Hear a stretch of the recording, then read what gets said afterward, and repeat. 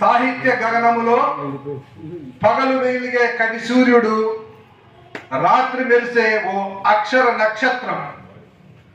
కమ్మని కవితల పందిరి నల్లుతారు, పదాల పరిమళాలు వెదజల్లుతారు. బిక్కి కృష్ణ గారంటే 4 దిక్కుల్లో ఉదయించే కవి సూర్యుడు, హృదయ శేఖరుడు. వీరి కవిత్వం ఉరికే తరంగమై ప్రతి పదం ఉర్రూతలూగిస్తుంది.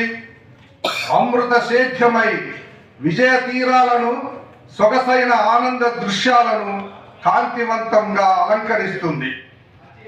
కవిత్వమే తన ఊపిరిగా కవులను గుర్తించి, కవిత్వం వ్రాయించి, కవితాగానం చేయించి సన్మానించడం, ప్రోత్సహించడం, భుజం తట్టడం, ముందుకు నెట్టడమే బిక్కి కృష్ణ గారి ప్రేమ తత్వానికి ప్రతిరూపం.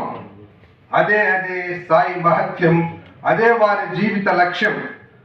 వారి కలం నుండి జాలువారిన చరమగీతం, మార్మిక నది, కవిత్వం డిక్షన్, ప్రతి గ్రంథం ఒక పెద్ద బాల శిక్ష. కవులకు ఒక కల్ప వృక్షం, పరిమళించే ఒక పూల వనం, విద్యార్థులకు జీవన పాఠశాల. వారు ప్రవహించే ఒక సజీవ నది, వారు బృహత్ గ్రంథాల సృష్టికర్త. వారి ప్రవాహం ఒక గంగా ప్రవాహం, వారి కవిత్వం ఒక గంగా ప్రవాహం.